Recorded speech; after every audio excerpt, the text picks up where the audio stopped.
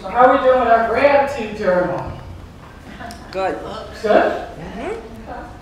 So last Sunday message, I asked you to just to pause and reflect on several things. The first thing, to pause and reflect on who you represent and what you represent. And then we explored how David, through scriptures, became at a point in his life where he simply had to really cry out and ask for God to purge him, to cleanse him of anything that stood as a barrier, that stood as a wall in his relationship with God, anything that will stop him from growing closer to God and walking in the fullness of God. And how sometimes we as people of faith have to do that. And to do that, remembering who and what we represent. For who we represent is a beloved child of God, and what we represent is the expression of God's love to all people. And so on this day, on Just Peace Sunday, I want to continue that theme or that message of what it means to live as people of faith. And one of the ways we talked about doing that last Sunday is thinking about all the blessings that God has bestowed upon us, all the blessings that we have received, those times that we have noticed God moving in our lives, and write them down. Well, we also explored how Paul, when he was talking to the young pastor Timothy, said God's grace is so abundant that you got to share it. And so I challenged you to begin to write a gratitude journal for a month. Just to write down those 3 things that you noticed and to see if you can do that. 3 things that you feel great, things that you are grateful for or thankful for. With the challenge being to not repeat anything within that month. For that's a way of expanding and opening our minds and our hearts to the goodness of God. So on Just Peace Sunday, how do we connect all of that? God's grace and mercy and abundance. Now, Just Peace Sunday actually started in 1985. The United Church of Christ during General Synod. Now, General Synod is when the entire denomination of the United Church of Christ meets. And they talk about different things they want the local churches to focus on. So in 1985, during General Synod meeting, a resolution was passed saying, you know what, I want our local churches to focus more on peace. I want our local churches to be mindful that while it's good to meet, fellowship, peace needs to be the thing within the hearts. And so the time that the local churches are asked to have Just Peace Sunday is the Sunday before International Day of Prayer for Peace, which is actually this Wednesday. We will have a service here at 6 o'clock. It's a way for us on Sunday to start focusing on peace. So when we gather on Wednesday, because we have collectively been thinking about peace, the efforts of peace and for peace will rise up on Wednesday. And we will come together on Wednesday and think about what does that exactly mean. But Just Peace, and if you notice, it's not Peace Sunday, it's Just Peace Sunday. And it's called Just Peace Sunday because we're going to focus, starting today until we gather on Wednesday, we're going to focus on our attention to the systemic injustices of the world. We're going to focus on, okay, what are ways that we can eliminate all these things that are happening, all the injustices that are happening in this world? And how do we do that through nonviolence? So that's why we call it Just Peace. Not just meaning the word just meaning only peace, but just in terms of fair and right peace. So on this day, on Just Peace Sunday, we come together as a local church and as one faith community, proclaiming that, you know what, peace really can be an alternative to violence. It really can be. So then my question for you this morning is, well, how do we do that? How do we walk boldly into this calling to be able to proclaim that peace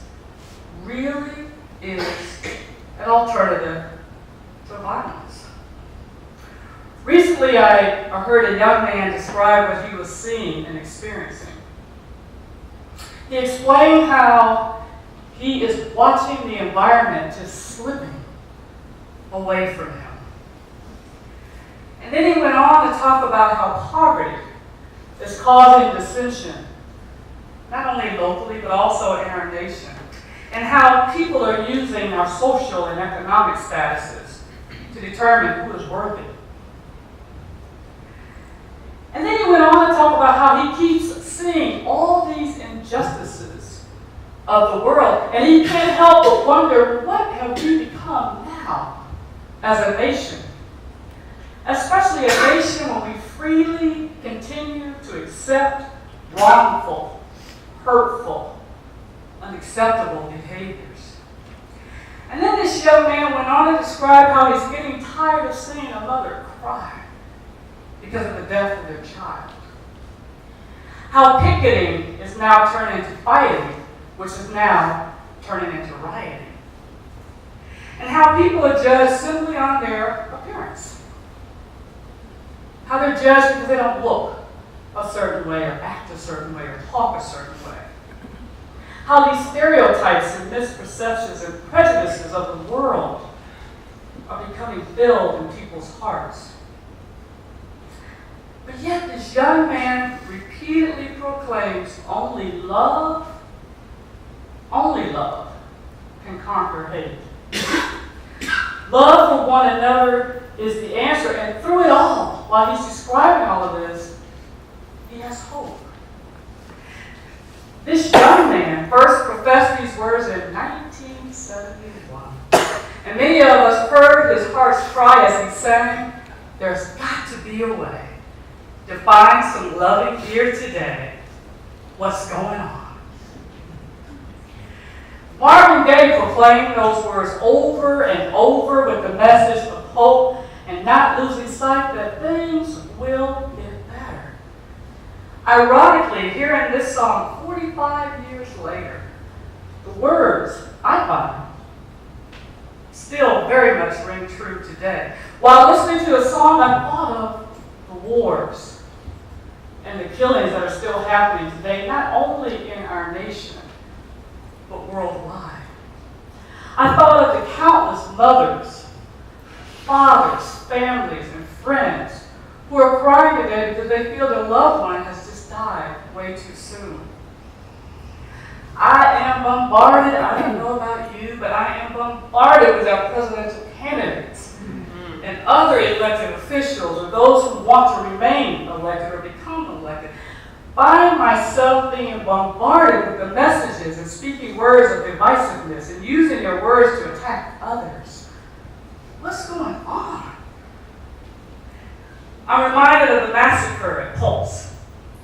People showing up, a place they thought was safe where they could just be who they are, having a good time. The club is closing, and then the massacre begins.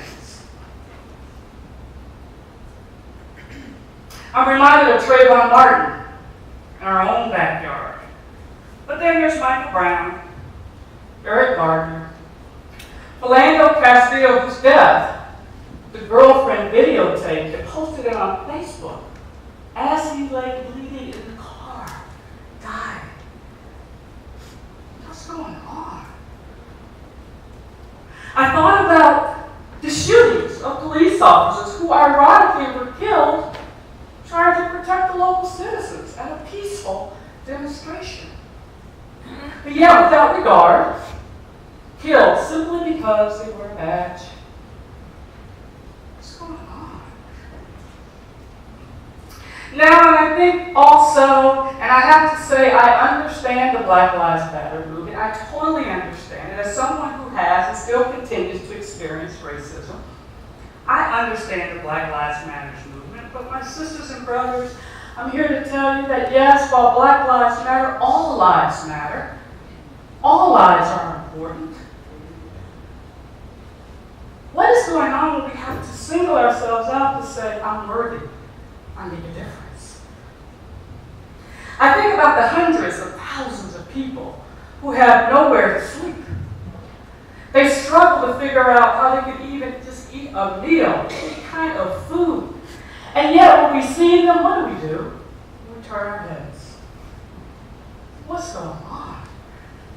And yet there are times in our lives when we may ask what's going on, not only because of what we're seeing in this world, but also because of what may be going on in our own lives, where we don't feel that peace and that hope within our hearts. Things are happening or not happening in our communities or the world, or maybe in our lives, that we just can't understand. So on this Just Peace Sunday, we come together to embrace the theme of Marvin Gaye when he said, look, no matter what is happening, no matter what we're seeing and no matter what we're hearing, there is hope. As people of faith, we are to not only be the recipient of God's love and the expression of God's love, but we are also to be the messenger of hope. That there is hope.